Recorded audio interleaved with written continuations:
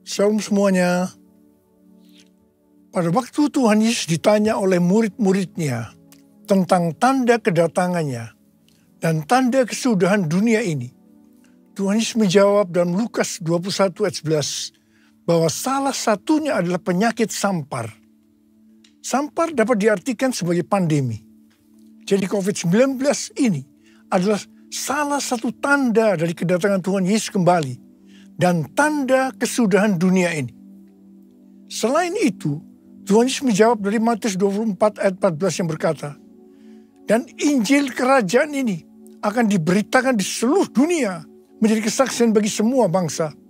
Sesudah itu barulah tiba kesudahannya. Tuhan Yesus pasti datang kembali. Yang percaya katakan amin. Karena itu dia memberikan amanat agung kepada kita, yaitu agar kita pergi dan menjadikan semua bangsa itu murid Tuhan Yesus.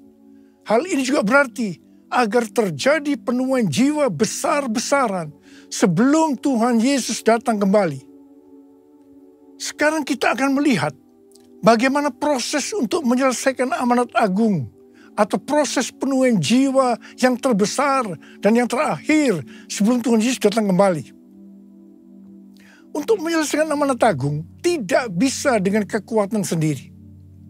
Karena itu pesan terakhir Tuhan Yesus sebelum naik ke surga kepada murid-muridnya, yang juga berarti kepada kita semua. Dalam Kisah Para Rasul 1:8. Tetapi kamu akan menerima kuasa kalau Roh Kudus turun ke atas kamu.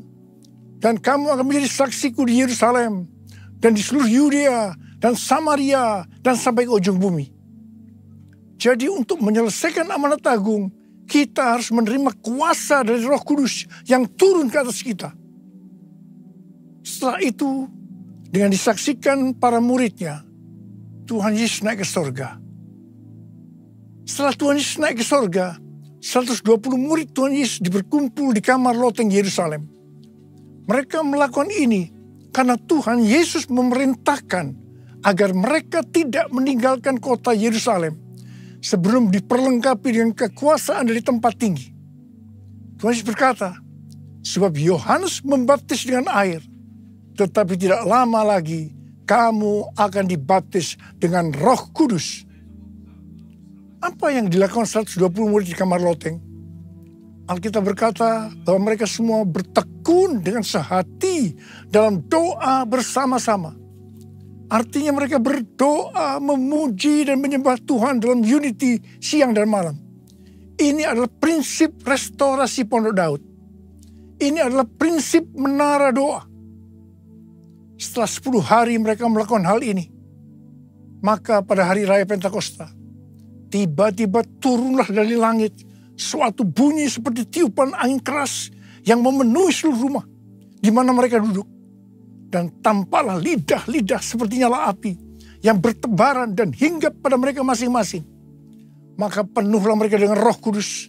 Lalu mereka mulai berkata-kata dalam bahasa-bahasa lain seperti yang diberikan oleh Roh itu kepada mereka untuk mengatakannya. Itu adalah bahasa Roh. Jadi tanda awal orang yang dibaptis dengan Roh Kudus adalah mereka akan berbahasa roh. Apa yang terjadi setelah murid-murid Tuhan Yesus dipenuhi dengan Roh Kudus? Hal yang pertama, Petrus berkhotbah sekitar 5 menit. Dan kira-kira 3.000 orang bertobat dan dibaptis. Wow! Petrus berkhotbah dengan kuasa Roh Kudus. Pada zaman itu, populasi penduduk dunia sekitar 255 juta orang. Sekarang penduduk dunia sekitar 8 miliar. Jadi 3.000 orang yang bertobat dan dibaptis pada waktu itu setara dengan sekitar 94.000 orang pada saat ini. Saya percaya hal ini juga bisa terjadi pada saat ini. Yang percaya katakan amin. Hal yang kedua, setelah murid-murid Tuhan Yesus dipenuhi dengan Roh Kudus, mereka dipakai untuk menyatakan tanda-tanda dan mujizat. Sehingga banyak orang yang bertobat. Petrus dan Yohanes menyembuhkan orang lumpuh sejak lahir. Bayangan Petrus bisa menyembuhkan orang sakit. Sapu tangan atau kain yang pernah dipakai Paulus, jika diletakkan pada orang sakit, atau dirasuk setan, maka orang itu akan sembuh. Dalam Markus 16 ayat 15-18, Tuhan Yesus berkata bahwa kalau kita pergi untuk memberitakan Injil, maka tanda-tanda dan mujizat akan menyertai kita. Sejak tahun 2006 saya diperintahkan oleh Tuhan untuk mengadakan kebaktian kesembuhan ilahi. Selama 13 tahun saya sudah mengadakan 318 kali kebaktian kesembuhan ilahi. Setiap kali saya berkhotbah, pasti saya memberitakan Injil. Tanda-tanda dan mujizat terjadi. Saya diizinkan Tuhan untuk melihat dan mengalami mujizat seperti yang dilakukan oleh Tuhan Yesus 2000 tahun yang lalu. Hal yang ketiga, setelah murid-murid Tuhan Yesus dipenuhi dengan Roh Kudus, maka cara hidup mereka berubah. Sehingga banyak orang yang bertobat. Yang pertama, mereka bertekun dalam pengajaran rasul-rasul dan dalam persekutuan. Bagi kita, ini juga bisa diartikan mereka suka membaca Alkitab. Mazmur 119 ayat 105 berkata, "Firman-Mu itu pelita bagi kakiku dan terang bagi jalanku." Kalau kita suka membaca Alkitab, itu akan menuntun jalan hidup kita. Hidup benar sesuai dengan firman Tuhan. Kita akan menjadi orang yang berintegritas. Dan itu akan membuat orang lain bertobat. Yang kedua, perubahan cara hidup yang membuat banyak orang bertobat adalah mereka selalu berkumpul, memecahkan roti dan berdoa. Ini bisa diartikan mereka hidup dalam unity dan suka berdoa. Hari-hari ini saya melihat melalui menara doa bahwa ada doa, pujian, dan penyembahan dalam unity siang dan malam. Saya percaya kalau Tuhan sudah berikan kepada kita beban untuk berdoa seperti ini, maka ini merupakan tanda bahwa Pentakosta ketiga yang dahsyat akan turun dan akan terjadi penuaian jiwa yang terbesar dan yang terakhir sebelum Tuhan Yesus datang kembali. Yang ketiga, perubahan cara hidup jemaat yang membuat banyak orang bertobat, yaitu karena mereka suka memberi, sehingga tidak ada yang berkekurangan. Dalam kondisi krisis ekonomi akibat pandemi dan juga perang, hari-hari ini justru Tuhan Yesus menghendaki agar kita suka memberi. Alkitab berkata, adalah lebih berbahagia memberi daripada menerima. Lukas 6 ayat 38 berkata, "Berilah, dan kamu akan diberi. Suatu takaran yang baik, yang dipadatkan, yang digoncang, dan yang tumpah keluar akan dicurahkan ke dalam ribaanmu. Sebab ukuran yang kamu pakai untuk mengukur akan diukurkan kepadamu." Yang keempat, perubahan cara hidup jemaat yang membuat banyak orang bertobat, yaitu mereka selalu bergembira dengan tulus hati sambil memuji Allah. Hidup dengan tulus hati artinya hidup sebagai orang yang berintegritas. Jadi perubahan-perubahan yang terjadi dalam cara hidup jemaat yang membuat banyak orang bertobat adalah mereka suka membaca Alkitab. Mereka suka berdoa. Mereka hidup dalam unity. Mereka suka memberi. Mereka suka memuji Allah dan bergembira. Tulus hati atau hidup berintegritas. Dikatakan bahwa mereka disukai semua orang. Dan tiap-tiap hari jumlah orang yang diselamatkan bertambah. Haleluya! Haleluya! Terpujilah Tuhan. Haleluya! Terpujilah Tuhan. Haleluya! Terpujilah Tuhan. Yesus, aku percaya. Yesus, aku percaya. Yesus, aku percaya. Yesus, aku percaya. Kau pulihkan, sembuhkan, mujizat di dalam hidupku. Haleluya. Terpujilah Tuhan. Haleluya. Terpujilah Tuhan. Haleluya. Terpujilah Tuhan. Terpujilah Tuhan. Terpujilah Tuhan. Haleluya. Saya percaya mereka menganggap bahwa pola penuaian jiwa hanya seperti itu. Mereka sebagai orang-orang percaya hidup dalam zona nyaman. Mereka biasa berkumpul dalam unity sambil membaca Alkitab, berdoa, dan memuji Tuhan dengan sukacita. Tidak ada yang berkekurangan. Wow, siapa yang tidak mau menjadi orang Kristen? Tetapi ternyata supaya penuaian jiwa bertambah besar, Tuhan izinkan proses berikutnya terjadi, yaitu aniaya menimpa jemaat di Yerusalem. Selain rasul-rasul, maka mereka harus lari meninggalkan Yerusalem. Mereka pergi ke Yudea dan Samaria sambil memberitakan Injil. Jadi kalau tadinya penuaian jiwa hanya terjadi di Yerusalem saja, sekarang mereka menyebar ke seluruh Yudea dan Samaria. Dan pola penuaian jiwa yang seperti ini masih terjadi sampai hari ini. Catatan sejarah gereja selama berabad-abad menunjukkan bahwa semakin gereja ditekan, justru Injil semakin menyebar dan diberitakan kemana-mana. Karena itu Tuhan izinkan hari-hari ini penderitaan, aniaya itu terjadi di antara orang-orang percaya. Supaya terjadi penuaian jiwa yang lebih besar. Saya percaya melalui masa pandemi COVID-19 yang membuat kita tidak nyaman. Banyak mengalami tekanan, ada yang mengalami sakit, bahkan ada yang meninggal. Tapi justru ini akan mempersiapkan penuaian jiwa yang terbesar dan yang terakhir dalam era Pentakosta ketiga ini sebelum Tuhan Yesus datang kembali. Melalui semua ini, mari kita katakan bersama-sama, Tuhan Yesus, Engkau baik, Engkau sungguh baik, dan sangat baik. Mari taruh tangan kanan kita di dada kita, kepada saya.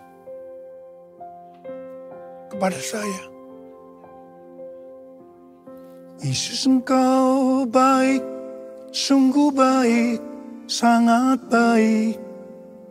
Yesus, Engkau baik, sungguh baik, sangat baik. Kasih-Mu tak berkesudahan, kasih-Mu kekal selamanya.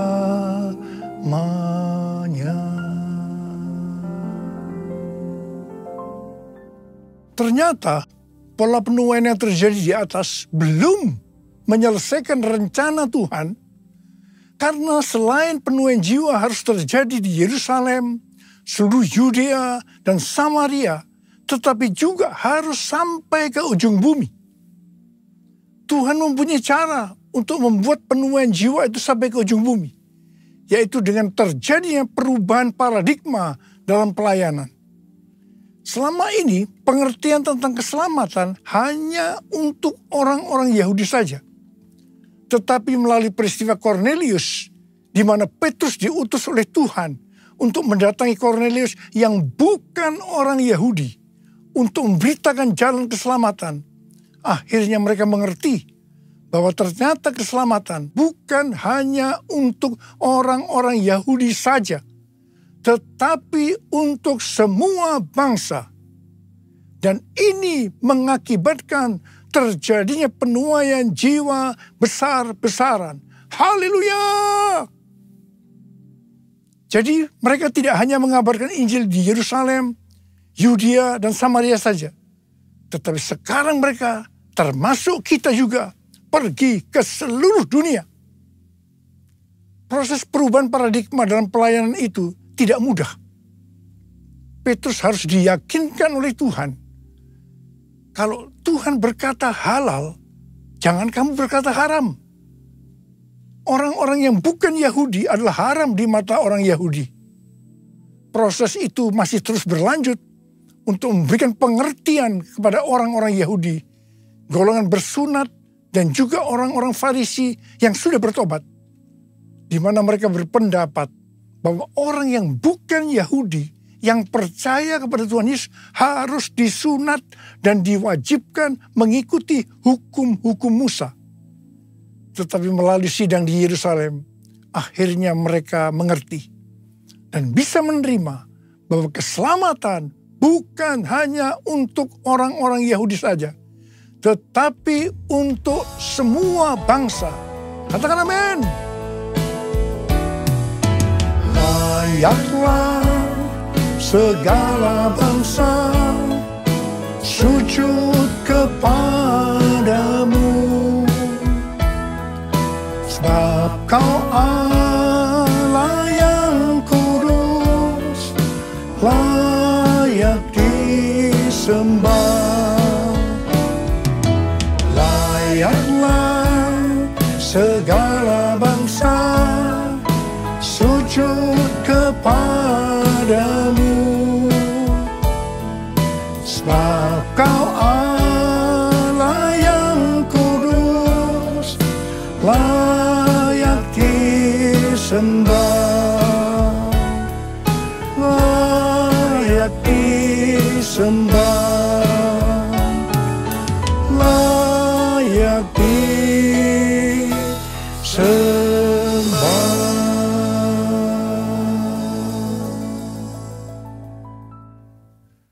Kita diingatkan bahwa tema tahun 2022 yang lalu adalah tahun paradigma yang baru. Di sini Tuhan mengingatkan bahwa untuk menyelesaikan amanat agung, kita akan dituntun oleh Roh Kudus untuk menggunakan paradigma yang baru atau cara-cara yang baru. Tahun 2023 adalah tahun untuk bangkit dan jadi pemenang. Kita harus lebih peka terhadap tuntunan Tuhan supaya menjadi pemenang. Pada awal pelayanan saya termasuk salah seorang yang dipakai oleh Tuhan untuk melakukan paradigma yang baru dalam pelayanan untuk menyelesaikan amanat agung. Sebagai contoh, dalam hal membuka gereja baru. Dalam hal cara ibadah dengan doa, pujian, dan penyembahan. Dalam hal tempat ibadah yang dilakukan bukan di gedung gereja dan lain-lainnya. Semua itu selalu diawali dengan pro dan kontra. Sama dengan yang terjadi pada waktu zaman kisah para rasul tadi. Pada tahun 2009, Tuhan berbicara kepada saya bahwa Tuhan akan mencurahkan Roh Kudus sehingga akan terjadi pencurahan Roh Kudus yang dahsyat. Pada saat Roh Kudus dicurahkan, akan terjadi peristiwa seperti yang terdapat dalam Yoel 2 ayat 28 sampai dengan 32. Di sini disebutkan bahwa pada saat Roh Kudus dicurahkan akan ada 3 tanda yang terjadi. Tanda pertama sesuai dengan Yoel 2 ayat 28 dan 29 bahwa anak-anak, pemuda, dan orang tua akan dipakai oleh Tuhan secara luar biasa. Amin. Tanda yang kedua sesuai dengan Yoel 2 ayat 30 maka akan terjadi mujizat yang luar biasa. Tanda ketiga, sesuai dengan Yoel 2 ayat 31, maka akan terjadi goncangan-goncangan yang dahsyat. Dengan adanya 3 tanda ini, maka Yoel 2 ayat 32 akan digenapi. Akan banyak orang yang berseru kepada nama Tuhan. Dan mereka yang berseru kepada nama Tuhan akan diselamatkan. Ini berarti akan terjadi penuaian jiwa yang besar. Roh Kudus, kau hadir di sini. Roh Kudus, ku mengasihimu. Kau lembut, kau manis, kaulah penghiburku, penolongku, diutus Bapakku. Ku buka hati untuk Roh Tuhan. Ku buka hati menyembah-Mu Yesus.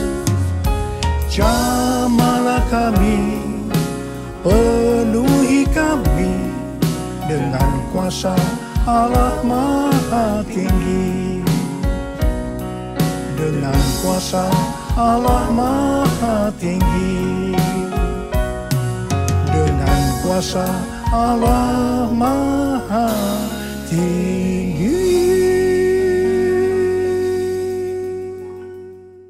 Sejak tahun 2009, hampir di setiap khotbah, saya selalu mengingatkan tentang goncangan-goncangan ini. Dan ini terjadi hampir sekitar 10 tahun. Siapa mengira bahwa yang disebut dengan goncangan ini adalah pandemi COVID-19 di mana di Indonesia dimulai pada tanggal 2 Maret 2020. Kita melihat selama ini bahwa dengan adanya pandemi COVID-19 ini telah terjadi perubahan paradigma dalam pelayanan. Pelayanan secara online terbukti merupakan alat untuk mempercepat penyelesaian amanat agung, yaitu dengan semakin cepat dan banyaknya orang yang mendengar dan mengenal Injil Kerajaan Allah. Pada tanggal 8 Februari 2023, dimulainya kebangunan rohani di Asbury University, Kentucky. Yang mereka lakukan adalah berdoa, memuji, dan menyembah Tuhan dalam unity siang dan malam. Ini adalah prinsip restorasi Pondok Daud. Ini adalah prinsip menara doa. Kebangunan rohani ini menyebar ke kampus-kampus lain di Amerika Serikat, seperti di Lee University, Oral Roberts University, dan lain-lain. Berita kebangunan rohani melanda ke seluruh dunia. Revival di Asbury University ini merupakan bagian dari penggenapan Pentakosta ketiga, di mana Tuhan melawat generasi Yeremia, yaitu anak-anak muda yang dipenuhi Roh Kudus, cinta mati-matian kepada Tuhan Yesus, tidak kompromi terhadap dosa, dan akan memenangkan banyak jiwa. Melalui revival di atas ini, Tuhan menunjukkan bahwa pola penuhin jiwa ke depan ini, saya percaya sampai dengan Tuhan Yesus datang kembali, adalah melalui menara doa. Doa, pujian, dan penyembahan bersama-sama dalam unity siang dan malam. Pelayanan seperti ini di kampus-kampus sudah berakhir. Tetapi Tuhan sedang memunculkan di Amerika Serikat yang disebut dengan Third Pentecost Azusa Street Prayer Tower. Di mana pada tanggal 14 dan 15 April sudah diresmikan, sudah didedikasikan. Azusa Prayer Tower adalah tempat untuk berdoa bagi kebangunan rohani global Pentakosta ketiga. Pelayanan dan pelatihan di dalam pusat kota Los Angeles, California. Lokasinya adalah 156 kaki, sekitar 46,6 meter dari Azusa Street Revival yang dipimpin oleh William Seymour tahun 1906. Azusa Prayer Tower ini adalah penggenapan nubuatan dari Cindy Jacob bahwa gerakan Pentakosta ketiga ini dimulai dari timur ke barat. Dan barat ini adalah Amerika Serikat. Dari Amerika Serikat akan menyebar ke seluruh dunia dan kembali ke Yerusalem. Banyak hamba Tuhan mendapatkan bahwa kita harus memperhatikan dengan seksama untuk 10 tahun ke depan, yaitu sampai dengan tahun 2033. Tahun 2033 adalah peringatan penginjilan yang ke-2000 tahun. Peringatan kematian, kebangkitan, dan kenaikan Tuhan Yesus ke sorga yang ke-2000 tahun. Juga peringatan pencurahan Roh Kudus yang berarti peringatan hari ulang tahun gereja yang ke-2000 tahun. Visi yang didapatkan oleh Empower 21 adalah pada hari Pentakosta 2033, setiap orang akan mendapatkan kesempatan untuk berjumpa secara otentik dengan Tuhan Yesus melalui kuasa dan kehadiran Roh Kudus. Rick Warren dari Southern Baptist Church mendapatkan bahwa tahun 2033 adalah goal untuk menyelesaikan amanat agung. Untuk menyelesaikan amanat agung tidak bisa dengan kekuatan sendiri, tetapi harus dengan kuasa Roh Kudus. Karena itu kita harus dipenuhi Roh Kudus. Ada berapa banyak di antara saudara yang merindukan, Tuhan, saya mau dipakai oleh Tuhan untuk menyelesaikan amanat agung. Mari angkat tangan saudara. Katakan bersama saya, penuhiku, penuhiku dengan hadirat-Mu.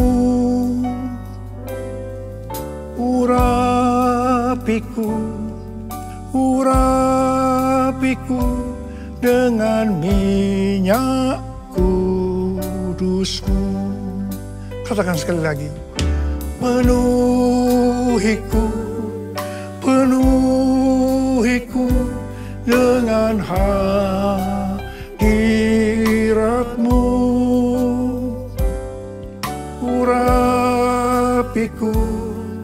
Urapiku dengan minyak kudus-Mu. Uriala basyara barakana marabarakana marabala. Uriala la la la bala bala bala bala bala bala bala bala. Uriala la la la bala bala bala bala. Penuhi kami dengan Roh-Mu Tuhan.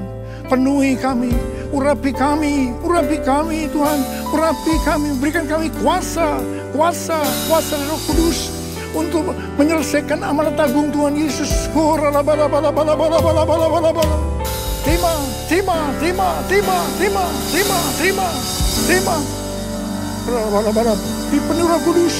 Dipenuhi Roh Kudus.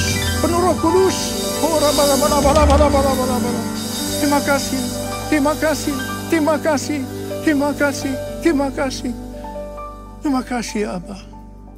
Dalam nama Yesus. Amin.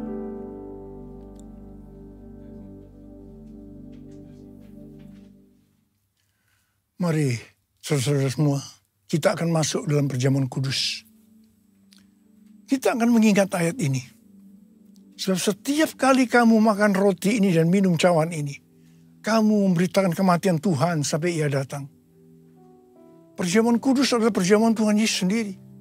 Setiap kali kita masuk dalam perjamuan kudus, Tuhan Yesus selalu berkata kepada kita, biarlah ini menjadi peringatan akan aku. Karena itu, mari arahkan hati kita kepada kebaikan Tuhan. Kita akan mengingat kebaikan Tuhan. Mari turunkan kepala. Bapa, siapakah kami sebelum kami mengenal Engkau? Kami semua orang berdosa. Upah dosa adalah maut, mati. Tempatnya di neraka. Tapi Engkau yang tidak berdosa telah dijadikan dosa oleh karena kami. Engkau harus turun dari surga mulia. Mati ganti kami dengan penderitaan yang luar biasa. Sungguh kalau kami pikirkan ya Tuhan, betapa baiknya Engkau itu. Engkau jadikan kami sebagai anak-anak-Mu. Engkau berkati, Engkau tuntun, Engkau bela, Engkau sembuhkan kami. Engkau penuhi kami dengan Roh-Mu. Terima kasih Bapak. Engkau juga tegur kalau kami salah ya Tuhan. Engkau hajar kami. Itu Engkau ya Abba. Itu Engkau ya Abba. Tuhan akan memberkati kita semua melalui perjamuan kudus. Tapi Tuhan mau kita makan dan minum dengan cara yang benar. Karena itu masing-masing berdoa. Introspeksi, lihat keadaan dirimu masing-masing. Jangan menyimpan dosa. Kalau ada dosa yang Tuhan ingatkan saat ini, langsung minta ampun. Minta ampun. Supaya kita diberkati, oleh Tuhan. Ampuni ya Tuhan. Ampuni anak-anak-Mu semua. Ampuni kami semua ya Tuhan. Ampuni. Bapa layakkan kami untuk masuk dalam perjamuan kudus. Kami akan masuk dalam perjamuan kudus dengan hati yang penuh dengan ucapan syukur. Dalam nama Yesus kami berdoa. Amin.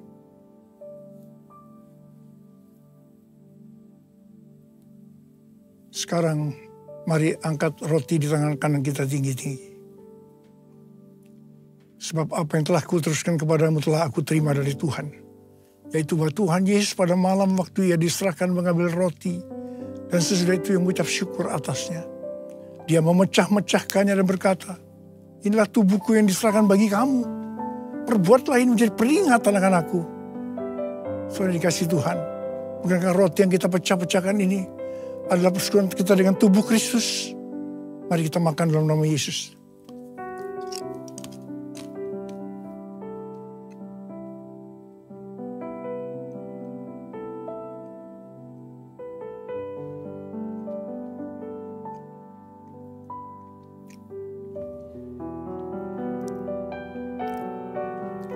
angkat cawan di tangan kanan kita tinggi-tinggi.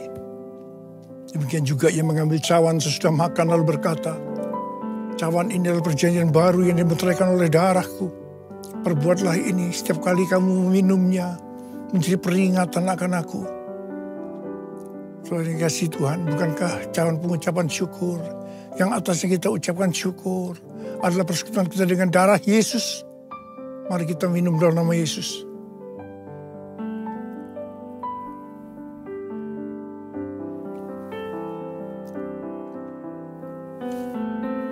Mari kita angkat tangan kita, ucapkan syukur.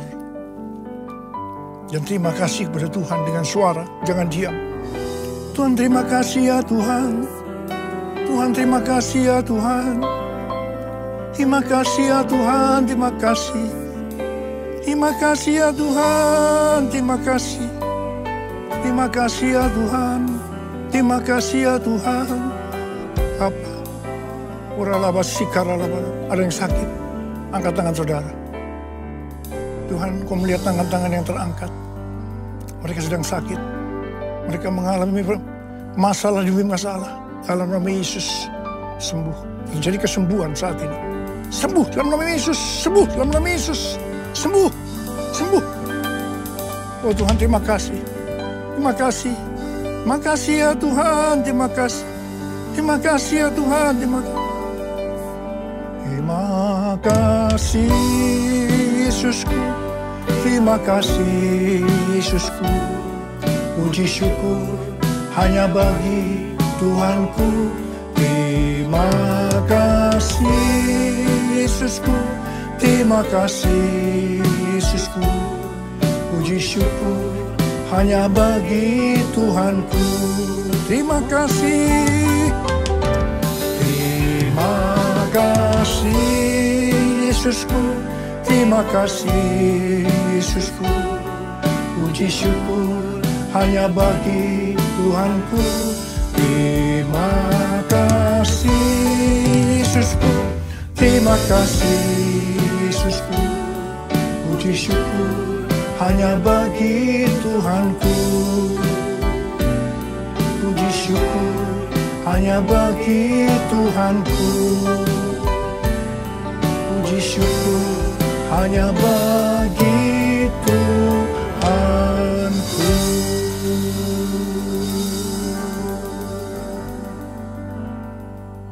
Terimalah berkat Tuhan. Kasih karunia berlimpah-limpah daripada Allah Bapa dalam anaknya yang tunggal Yesus Kristus. Persekutuan yang manis dengan Roh Kudus menyertai saudara sekalian mulai hari ini. Sampai Tuhan Yesus datang menjemput kita di awan-awan dan bahkan sampai selama-lamanya. Yang percaya bersama-sama katakan, Amin.